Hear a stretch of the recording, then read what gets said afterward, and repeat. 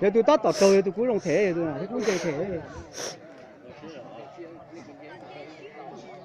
Giờ tôi có cúi lòng thế ở lòng con nào. Tôi chuyển đâu sống ơi.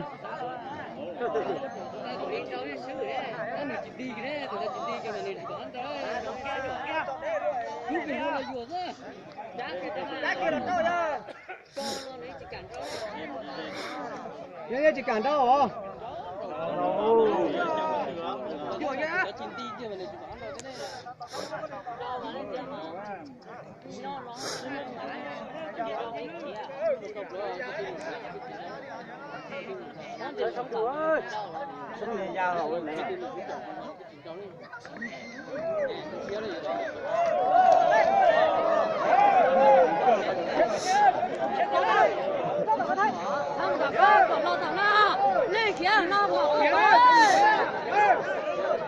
Không thể làm gì được. Có tuần đâu chỉnh thế, chỉnh đi đi.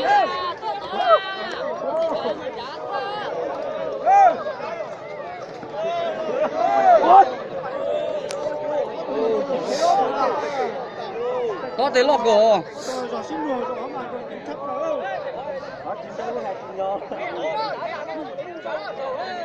Phát tiền đâu nữa nó tôn hẳn nó đấy. Đây là dây của nó đấy.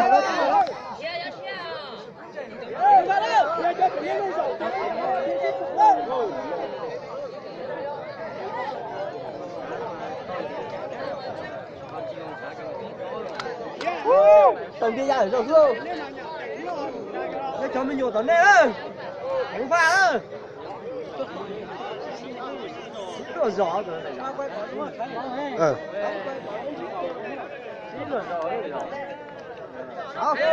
Tôi là ba thì chết rồi đó.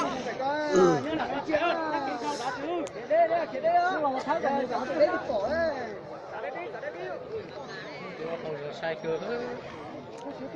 Trời ơi, Vậy đó chị hãy vậy.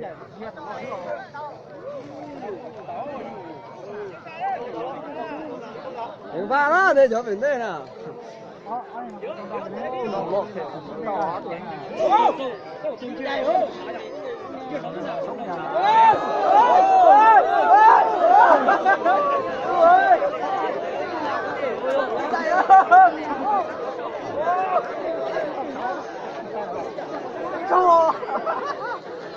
Bắt quả nữa.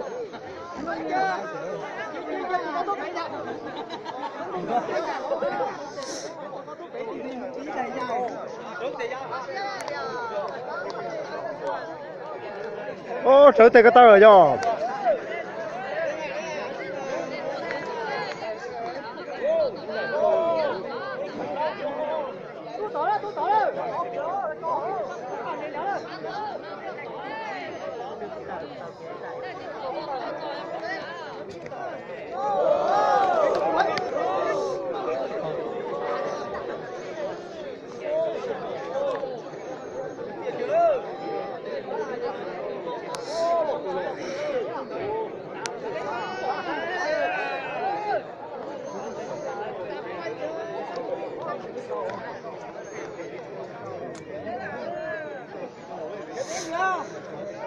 Con đi kìa.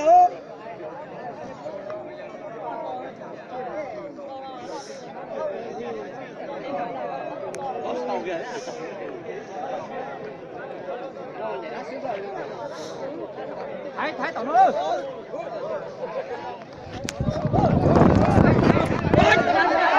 Tôi là qua.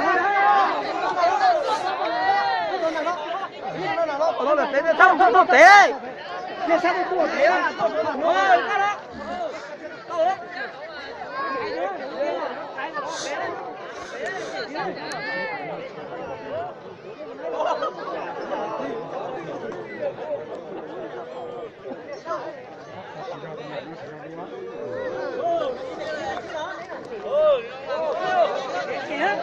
来，给我丢了，你看，我拿钱。